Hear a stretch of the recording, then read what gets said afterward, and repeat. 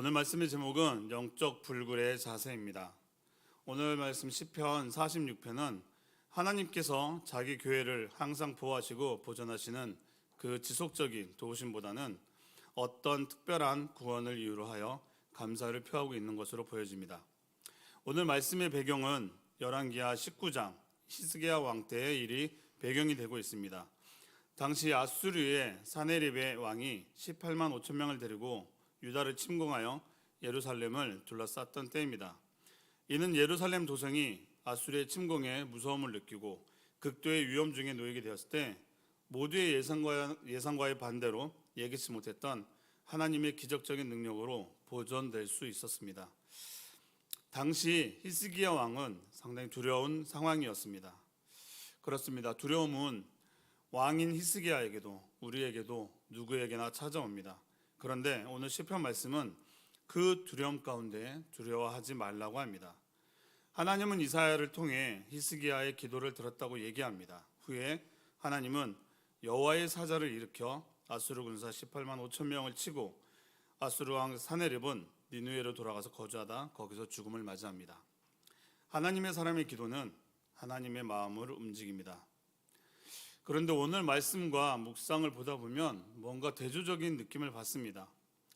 오늘 말씀 본문 시편은 너희는 가만히 있어 하나님 됨을 알지어다 말하며 인내를 말하고 있는데, 오늘 묵상 본문은 영적 불굴의 자세를 말하며 뭔가 힘있게 도약하는 듯한 느낌을 줍니다.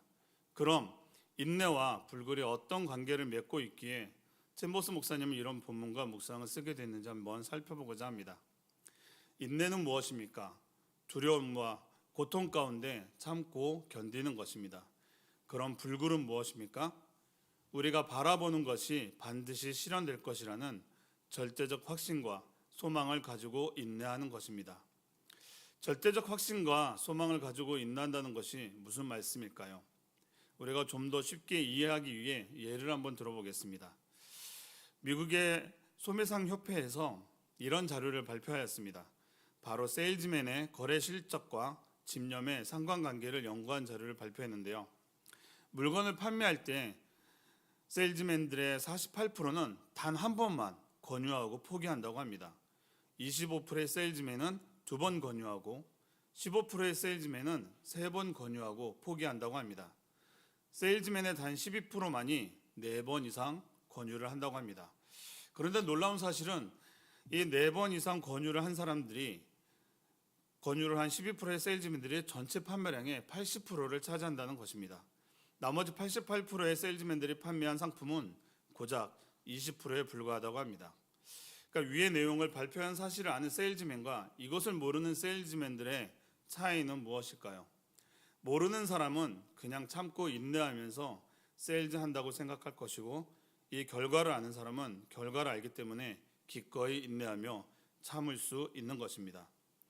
그저 참는 인내는 고통을 감수하는 것이지만 결과를 아는 인내는 절대적 확신과 소망 가운데 일어나는 것을 챔버스 목사님은 불굴이라고 말하고 있는 것입니다.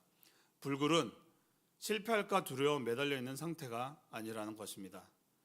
인내는 두려움이 있지만 불굴은 두려움이 아닌 확신이 있는 것입니다. 오늘 묵상 본문에 챔버스 목사님은 이렇게 표현하였습니다. 예수님의 제자들의 최대의 두려움은 자신들이 망하게 되는 것이 아니었습니다. 예수 그리스도께서 패배하실지도 모른다는 두려움이었습니다.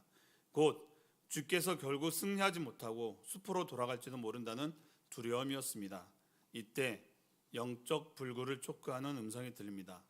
그 음성은 아무것도 하지 않으면서 그냥 견디라는 음성이 아니라 하나님께서 결코 패배하지 않으신다는 확신 가운데 구체적으로 이를 진행시켜 나가라는 음성입니다. 무엇을 말하고 있는 것입니까? 하나님께서는 결코 패배하지 않으신다는 확신을 가지라고 하는 것입니다. 우리 많은 크리스찬들은 이 내용을 잘 알고 있습니다. 성경을 통해서 말씀해 주시고 있으니까요. 그럼에도 자주 주저앉고 실패했다고 좌절하는 모습을 보는 우리 예수님의 마음은 어떠하실까요? 낙심하고 두려워지는 그때 십자가를 바라보시고 다시 주님 앞에 나와야 합니다. 다시 주님 앞으로. 사랑하는 우리 성도님들은 하나님은 결코 패배하지 않으신다는 확신을 가지고 이 세상을 승리하며 나아가길 축복합니다. 또한 챔버스 목사님은 만일 당신의 소망이 지금 난관을 겪고 있다면 이는 그 소망이 정결케 되고 있다는 뜻입니다 라고 말씀하십니다. 불굴이 확실한 소망을 붙드는 것을 알고 있지만 그럼에도 고난이 찾아온다면 어떻게 받아들여야 하겠습니까? 불굴의 의지를 가지고 있어도 고난이 찾아오면 힘들고 어려운 것입니다. 그래서 오늘 본문 말씀이 필요한 것입니다. 가만히 있어 내가 하나님 됨을 알지어다. 고난이 찾아오면 바로 멈추고 하나님을 기다리라는 것입니다. 오늘 말씀 시편 46편 1절에 하나님은 우리의 피난처시오 힘이시니 환난 중에 만날 큰 도움이시라 라고 말씀하십니다. 고난을 만난다면 피난처이신 하나님 앞에 나오라고 하는 것입니다. 사랑하는 새움누리 성도 여러분, 한 번 더 권면합니다. 매주 주일 말씀에서 강조하고 있습니다. 고난이 찾아오면 더 하나님 앞으로 나오십시오. 사탄이 주는 절망과 포기와 좌절 앞에 무릎 꿇지 마시고 하나님 앞으로 나와 직면하시길 바랍니다. 그리고 하나님께 물어보십시오. 하나님, 이 상황은 무엇입니까? 묻고 기다리십시오. 그럼 하나님이 말씀하실 겁니다. 하지만 쉽지 않습니다. 내가 지금 힘든데, 하나님이 원망스럽고 피하고 싶은데 기도의 장소로 예배의 장소로 오고 싶겠습니까?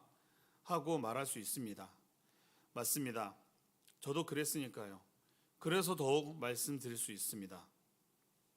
하나님 앞에 나오십시오. 그리고 물어보십시오. 그리고 이 상황을 넘어갈 수 있는 힘을 달라고 기도하십시오. 그리고 지금 제 상황이 이렇습니다 하고 우리 지체들에게 중보기도 요청도 해 주십시오. 우리에겐 새움누리 공동체가 있지 않습니까? 여러분을 넘어뜨리고 좋아하는 사탄에게 지지 않기를 예수님 이름으로 기도합니다. 챔버스 목사님은 당신의 소망이 난간을 겪고 있다면 그 소망은 정결케 되고 있다고 말합니다. 우리의 소망이 가짜라면 고난의 시기 가운데 소망을 버리게 될 것이고 그 소망이 진짜라면 고난 중에도 단단하게 소망을 붙잡고 나아가게 될 것입니다. 고결한 꿈과 소망은 반드시 실현될 것이기 때문입니다. 여러분의 소망은 무엇입니까? 그 소망을 이루기 위해 고난을 당할 각오가 되어 있습니까?